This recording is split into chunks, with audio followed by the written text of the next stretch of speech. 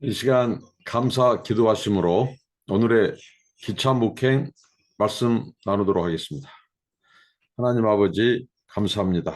새날 주시고 또 생명을 연장시켜 주셔서 감사합니다. 날마다 하나님의 말씀을 묵상하고 하나님과 친밀한 관계로 살게 하시니 감사합니다. 깨어 기도하게 하시고 주님과 동행하게 하여 주옵소서. 성령님 의지합니다. 성령님 오셔서 감동하시고 주의 말씀을 깨닫게 하옵소서. 성령으로 말씀으로 충만케 하옵소서. 순종하며 살게 하옵소서. 예수님 이름으로 기도합니다. 아멘. 찬송입니다. 내게 있는 모든 것을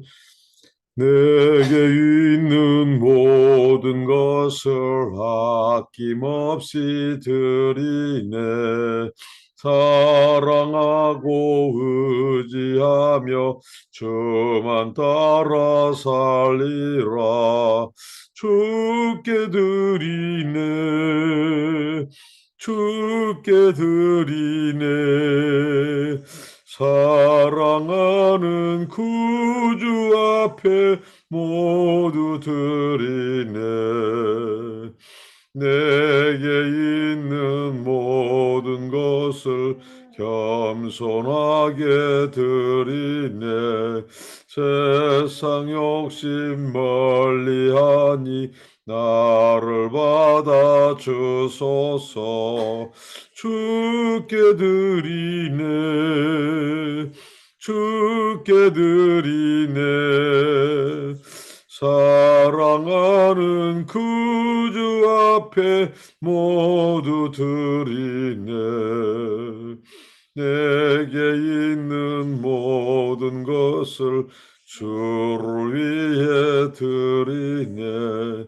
주의 성령 충만하게 내게 내려 주소서.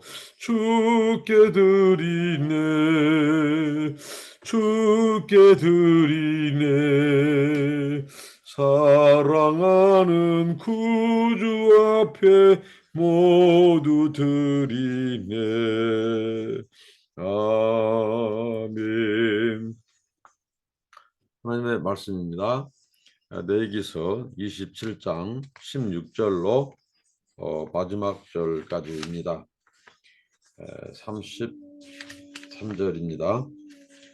만일 어떤 사람이 자기 기업된 밭 얼마를 성별하여 여호와께 드리려 하면 마지기 수대로 네가 값을 정하되 보리 한 호멜지기에는 은 50세겔로 계산을 치며 만일 그가 그 밭을 희년부터 성별하여 드렸으면 그 값을 네가 정한 대로 할 것이요 만일 그 밭을 희년 후에 성별하여 드렸으면 제사장이 다음 희년까지 남은 연수를 따라 그 값을 계산하고 정한 값에서 그 값에 상당하게 감할 것이며 만일 밭을 성별하여 드린 자가 그것을 물으려면 네가 값을 정한 돈의 그 5분의 1을 더할지니 그리하면 그것이 자기 소유가 될 것이요 만일 그가 그 밭을 무르지 아니하려거나 타인에게 팔았으면 다시는 무르지 못하고 희년이 되어서 그 밭이 돌아오게 될 때는 여호와께 바친 성물이 되어 영령이 드린 땅과 같이 제사장의 기업이 될 것이며 만일 사람에게 샀고 자기 기업이 아닌 밭을 여호와께 성별하여 드렸으면 너는 값을 정하고 제사장은 그를 위하여 희년까지 계산하고 그는 네가 값을 정한 돈을 그 날에 여호와께 드려 성물로 삼을지며 그가 판 밭은 희년에 그 판 사람 곧 그 땅의 원주민에게로 되돌아갈지니라. 또 네가 정한 모든 값은 성소의 세겔로 하되 20게라를 한 세겔로 할지니라. 네, 27장 16절로 25절 말씀은 이 소위 말한 이 밭을 서원하는 경우입니다. 이 밭을 서원하는 경우 첫 번째 경우 첫 번째와 두 번째로 나뉘어지는데요. 조상으로부터 물려받은 땅, 그 밭을 서원할 때 적용되는 율법입니다. 두 번째 경우는 남에게서 산 땅을 서원할 경우에 적용되는 이 규례, 이렇게 두 부분으로 나누어지는데요. 먼저 조상 대대로 물려받은 땅을 서원하면 그 밭의 값은 농사를 짓기 위하여 뿌리는 씨앗의 양에 따라 가격이 정해지도록 했습니다. 보통 한 호멜 하면 당나귀 한 마리가 질 수 있는 양의 곡식을 뜻하는데 호멜, 이 호멜과 이 나귀는 이 히브리어에서도 동일한 자음을 사용한다는 것이죠. 에, 호멜은 시대와 지역에 따라서 110에서 240리터에 달하는 곡물 단위였습니다. 일반적으로 220리터로 계산합니다. 이 정도의 씨앗 파종을 요구하는 땅의 값은 50세겔입니다. 희년이 얼마나 근접해 있느냐에 따라서 값이 내려가기 시작하는데요. 1년에 1세겔의 계산법을 사용한다는 거죠. 그래서 희년이 30년 후에라 그러면 이 땅, 그 값, 조상으로부터 물려받은 그 땅의 값은 30세겔로 계산됐다는 것입니다. 만일 이 밭을 바친 사람이 이제 밭을 하나님 앞에 바치기로 서원했어요. 근데 그것이 이제 물고 싶단 말입니다. 그러면 20%를 더 추가하여 값을 치르도록 했습니다. 만약에 무르지 않을 경우 그 밭은 다른 사람에게 팔리고 다시는 그 밭을 물을 수가 없죠. 희년이 와도 그 밭은 원래 주인에게 돌아가는 것이 아니라 제사장에게 돌아가도록 했습니다. 밭을 산 사람이 서운할 경우 희년에는 원래 주인에게 돌아가는데 이 경우에 제사장에게 돌아가도록 했다는 거죠. 왜냐하면 바로 땅 주인이 남에게 땅을 판 후에 희년이 되어 그 땅을 돌려받기 전에 다시 서원한 것으로 거기에 해당된다는 것이죠. 그러므로 희년의 땅은 주인에게 돌아가는 것이 아니라 제사장의 소유가 되는 것입니다. 그리고 두 번째 경우는 바로 사람이 자신의 밭을 바치는 것이 아니라 남에게서 산 다음에 그 밭을 서운하는 경우 제사장은 희년까지 남은 횟수를 계산하여 값을 책정했습니다. 희년이 되면 그 땅은 본래의 소유자에게 돌아가도록 했습니다.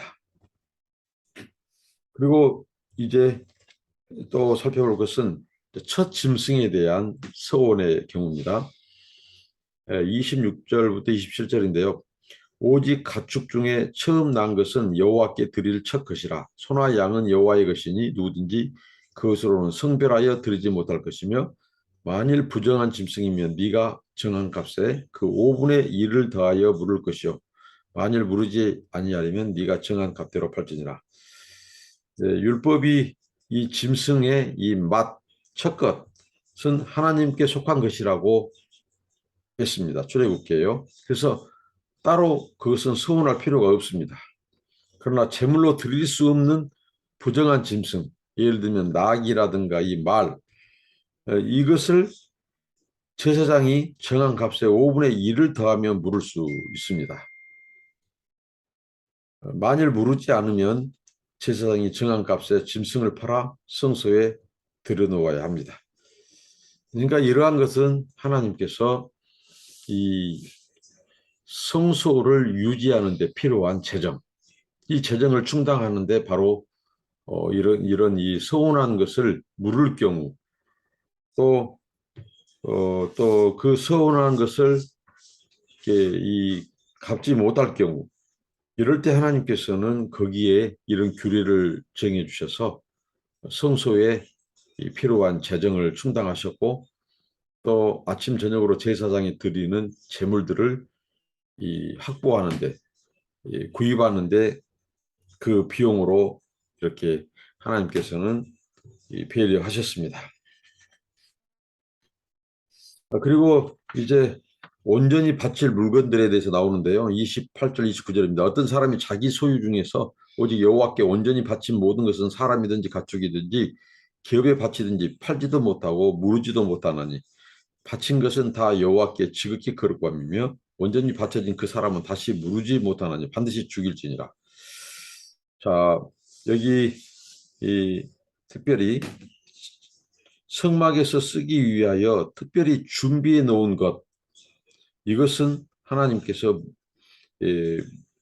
물을 수 없게끔 하셨습니다. 하나님의 성막에서 쓰기 위해 특별히 준비해 놓은 것, 밭의 소유권도 다시 주인에게 돌아가지 않습니다. 하나님이 쓰실 거룩한 것이기 때문에. 그러니까 특별히 이 성막에서 쓰기 위하여 준비해 놓은 것, 그것은 물을 수 없다는 거죠. 두 번째 경우는 진멸이 선포된 경우입니다. 보통 진멸이 선포되면 사람이든 짐승이든 모두 죽여야 합니다.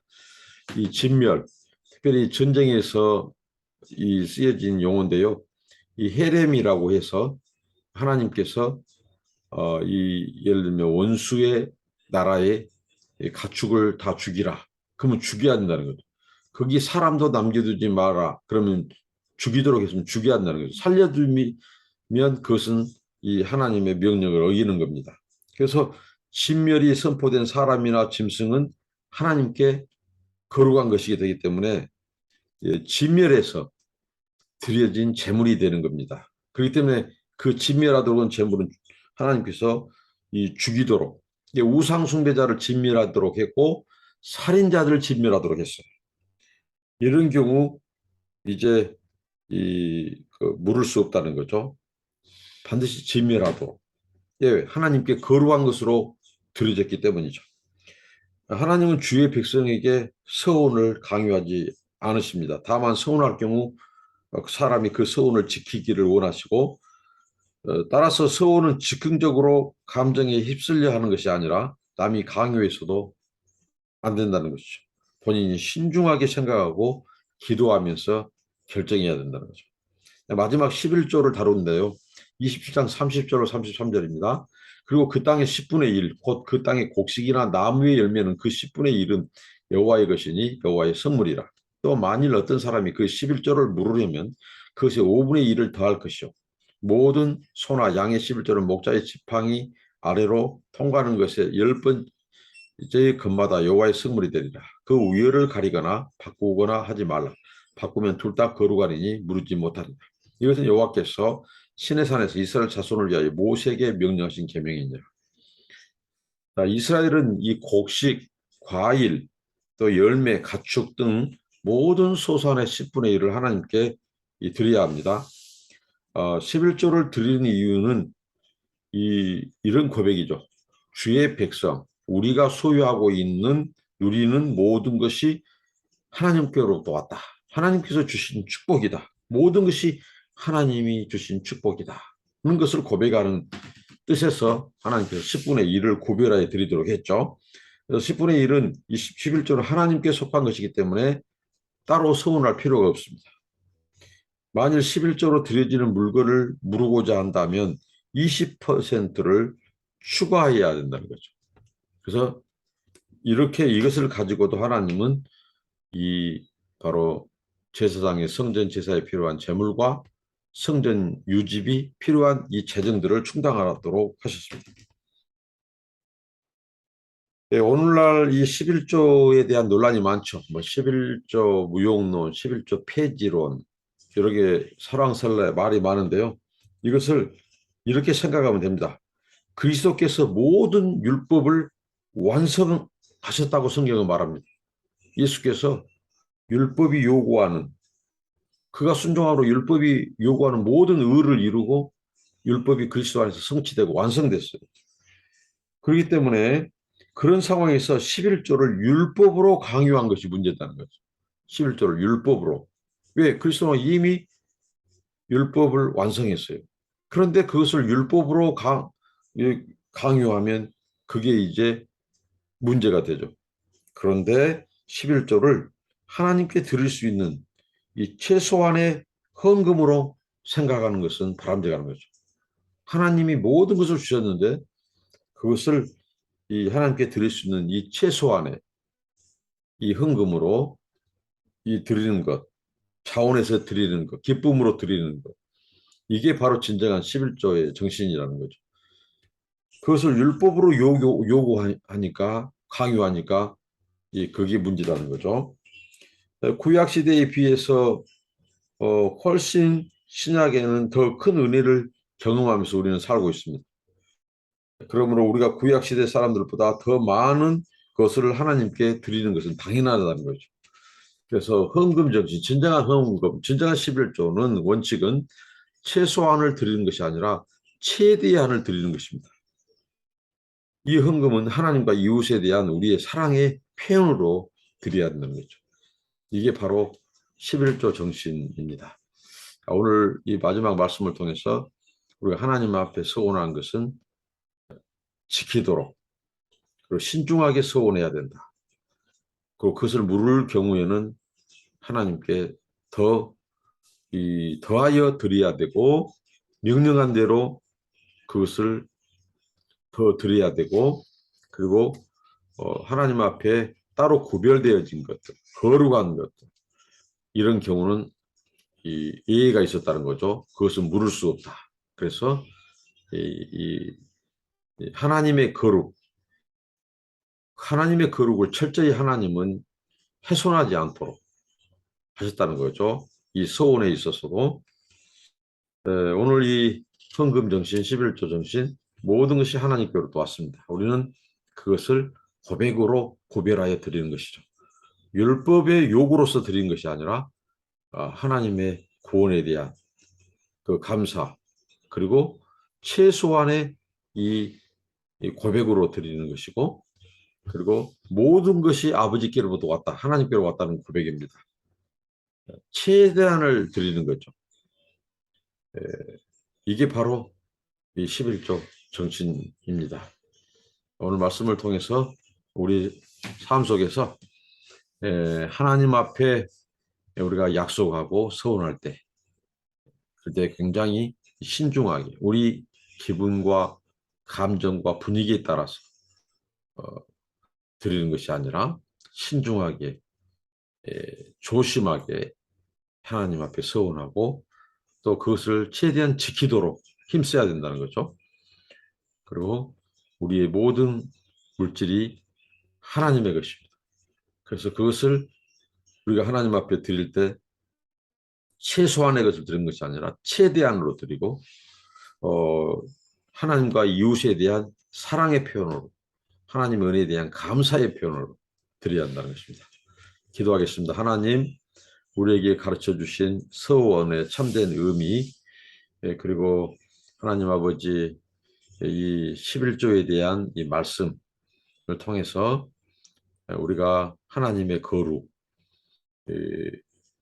하나님을 가볍게 대하는 자가 아니라 하나님에 대한 약속을 신중하게 기도하면서 감사함으로 하게 하여 주시고, 하나님 주신 물질도 하나님 앞에 우리가 율법의 그런 요구로서가 아니라 그 율법을 이루시고 우리를 구원하신 그 하나님의 감사의 표현으로, 차원의 표현으로 기쁘게 하나님 앞에 내게 하시고, 우리의 모든 것이 아버지의 것임을 고백하며 물질이 결코 우리의 주인이 아닌 것을 선포하고, 모든 것의 주인이 하나님이시고 하나님 우리를 구원한 은혜와 또 이웃에 대한 사랑의 표현으로 물질을 드리는 저희들 되게 하옵소서. 예수님의 이름으로 기도합니다. 아멘. 감사합니다.